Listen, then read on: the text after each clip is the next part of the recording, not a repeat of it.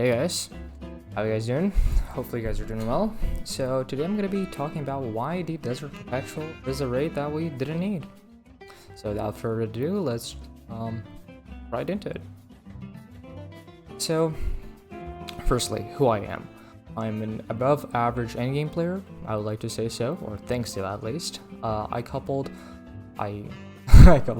cleared a couple of contests, both dungeons and raids. In the past, I've done a few speedruns. I've solo flawlessed almost every solo dungeon in the game. Wait, that came out wrong, but you guys got what I meant. And I've done multiple low mans, and I got the witness to the DPS on contest. Fortunately, I didn't clear. So, moving on. Here you guys can see the my raid report. It's pretty okay these days, I'd say.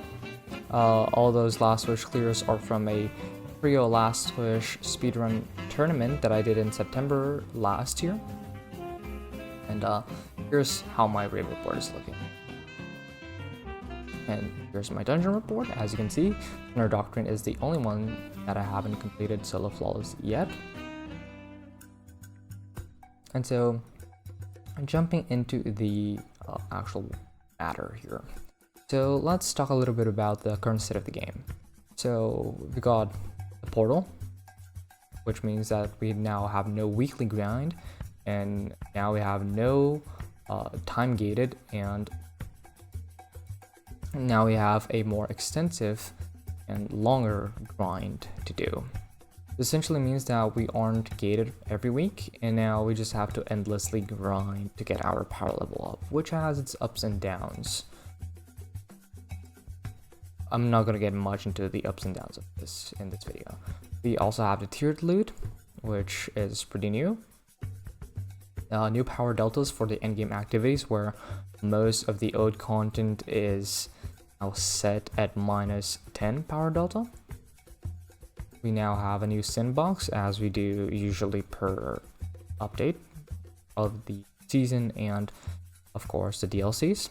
We have a new DLC release, which means new weapons, a new destination, stuff like that.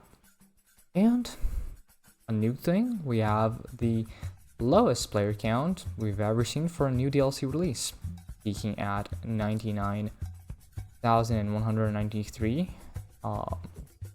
on Steam, which is pretty bad if we compare to the previous DLCs.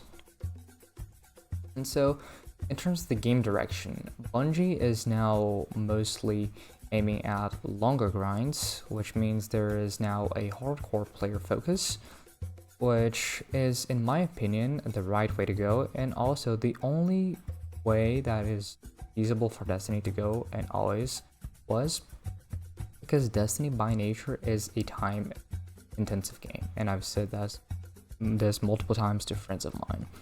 Because let's look at the average person, right? Let's say you're gonna play 1 hour of a session. I have like a 1 hour session for a video game, right? In this case, Destiny. What can you accomplish in Destiny in 1 hour? Not much. You can do 4 to like 6 strikes, which doesn't give you much.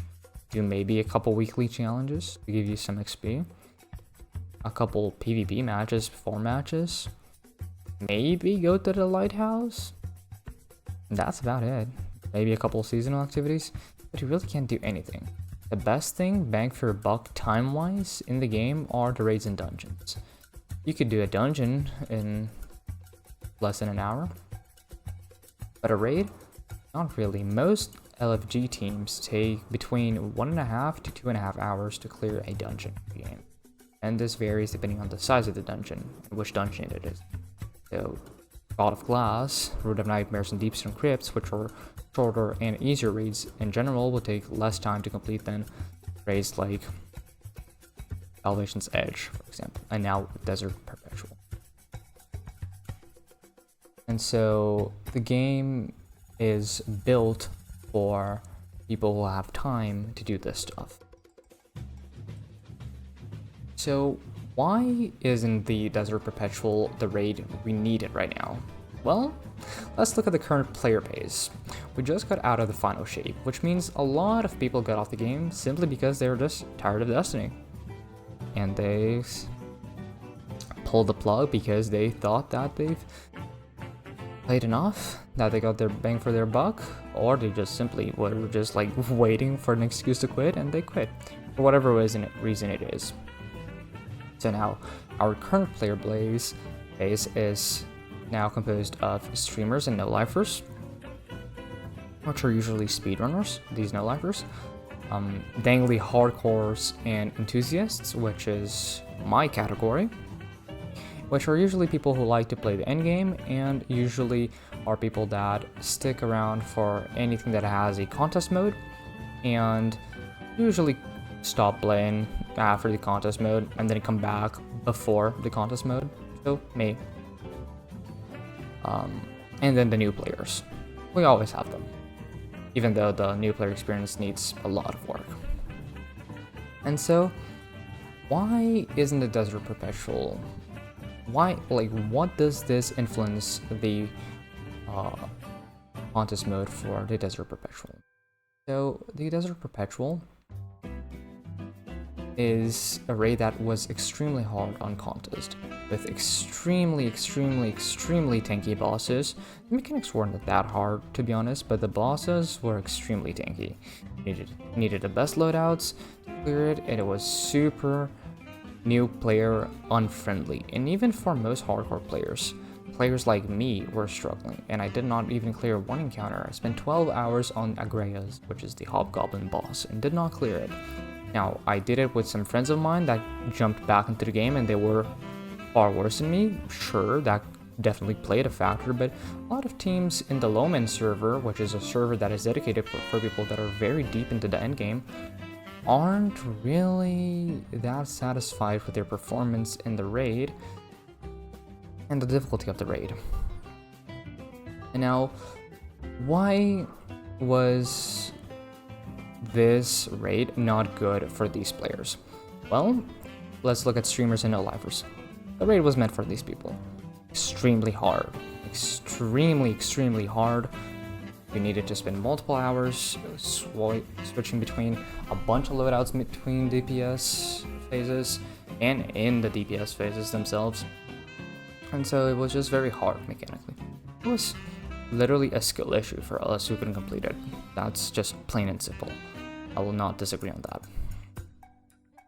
Now, for the dangly hardcores and enthusiasts, the reason why the raid really wasn't good for us was because it was hard enough to the point where a lot of us just didn't manage to clear a single encounter throughout the first day, or even if we did, we couldn't clear more than one or more than two after the first day. And then we all had a bad taste in our mouths that experience just wasn't worth it. Then we went and looked at the raid race going on, and we saw about 10-ish teams on the final boss trying to get the final stand down for about 2 hours, shooting the boss, doing multiple loadout swaps. And then it was at that point, at least, that me and my team, we went like, okay, we are not clearing this. I'm not putting myself through to this. This is just not fun. I'm done with this. This is not gonna be me. And then for the new players, they're gonna do one DPS phase and then they're gonna fucking jump out. And so the reason why this is bad is because for the new players, they don't get to have the normal experience that most people have in the contest mode whenever they don't clear it, which is they usually go, oh, okay. They usually go either one or two things. Either they go, either this is not for me, or they go, okay, I managed to clear a couple encounters or even get to the boss. I'm not good enough this time, but I'm excited for this experience, and this opened a new level of skill bracket in the game for me to engage with. And so for the next one, I'm going to be more prepared, and I'm going to get a better team, and I'm going to be better, and I'm going to have a better shot at the next one. Because this one was so polarizing that All there was for the new players was to just, okay, I'm just not gonna do this. If this is how it is, then I'm just not gonna engage with this type of content. And new players, I mean both new players to the game and new players to the contest experience. And for the dangling hardcores and enthusiasts like me who just like to play for the contest mode and that's what we enjoy playing the game, if that part of the game ends up not being fun and enjoyable anymore, either because it's stupidly hard or because it's ridden with bugs or malfunctioning, which are all things that happened this time, by the way, then there's no reason for people to keep playing, you know, and we will just pull the plug. And so, given that for the new players and the hardcore enthusiasts, it's not really worth it, most people are just not going to engage with this type of content, which is the best content in Destiny. And so people are just going to stop playing because of this. But what did we actually need? Well, we needed a deep stone crypt-like experience, which means a more manageable contest rate experience. Now, a lot of people will say, well, that seems kind of stupid. Beyond Light was a bad DLC, and Deep Stone Crypt was one of the most cleared contest mode rates. And while yes, that is true, Beyond Light was a time that is, interestingly enough, and ironically enough, a time that is very similar to where we are right now in the game. Beyond Light was the beginning of a new saga, with the beginning of the quote-unquote end of the Darkness saga with Beyond Light, Witch Queen, and Lightfall, which they've all showcased this before they released, years in advance, in the Beyond Light Vidoc, just like they did with Renegades, Shattered Cycle, and The Alchemist in our Edge of Fate livestreams. And on top of that, the game got a soft reset. We got our quote-unquote Destiny 2.5 with sunsetting. Half the game got vaulted, and so that was our essential Destiny 3. We also had gotten a new Darkness subclass, which was completely new at the time, and it really did feel like Destiny 3 content. And then with Witch Queen, storylines, and then Lightfall. And so the whole point is there is too much change for the game experience to be this polarizing at the same time. They already are showing that they want to go in a more hardcore direction, which is awesome in my opinion, like I said before. But we can't do that throughout the whole game at the same time, because the community is not divided equally like that throughout itself. And that is the problem. And so we need a Deep Stone Crypt, because in Deep Stone we had a lot of teams that managed to complete it, and a lot of teams that even if they didn't, they managed to get through a couple encounters, and some even to Tenix, and those were first time contest people, or first time contest players. And so that was extremely vital for the longevity of the game, because those people noticed that they could actually attempt and engage with that content, and that content was fun, most of all.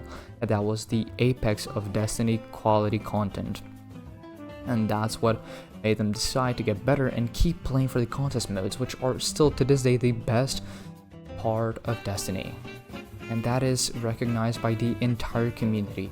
Either are you a watcher or a player of the contest mode raids and dungeons. And so that's why we needed them. Needed something that players could dip their toes in and actually get a feel for the experience of the contest mode. Both for the new players to find and discover a new universe within the game, and for the old hardcore players that play for the contest to have the flames of their passion in the game be reignited in the contest mode. Now, we did not need a Root of Nightmares, but we certainly did not need another Salvation's Edge level raid right after the last one, because there was no need for another Salvation's Edge. Salvation's Edge came at a time where the player base was at an all-time high in terms of the hype of the game. It was the end of the Light and Darkness saga. The game needed to show up, they needed to step it up, and they fucking did it, which is amazing. Now though, completely different time, completely different needs, and they kept highballing with the contest mode. Now, do I love hard contest modes? Abso-fucking-lutely. Did I had an unprepared team this time? Maybe. Was I unprepared? Probably. Besides the point, that is not what was needed for the game right now, in any manner whatsoever. There will come a time where this type of raid is needed again, but that will probably be at the end of the next saga. We needed a Deep Sun Crypt right now. And then in the next ones, Battered Cycle, probably something like Val the Disciple, just like they did with Witch Queen. It is interesting that they messed this one up, because they did the exact perfect formula that they should have done this time, last time. Save for Lightfall and Root of Nightmares, but that whole expansion shouldn't even have happened anyway. What is Lightfall today, or what is final shape today, should have been what Lightfall was supposed to be in the beginning of the plans, I guess. You can even see the Traveler with the triangle in the middle, so like, that's definitely what they were going for to begin with. But yeah, anyway, those are my 2 cents on the whole thing. I hope you guys liked it, and don't flame me too much. Tell me what you guys liked in the comment, and yeah, have a good one, guys. Peace.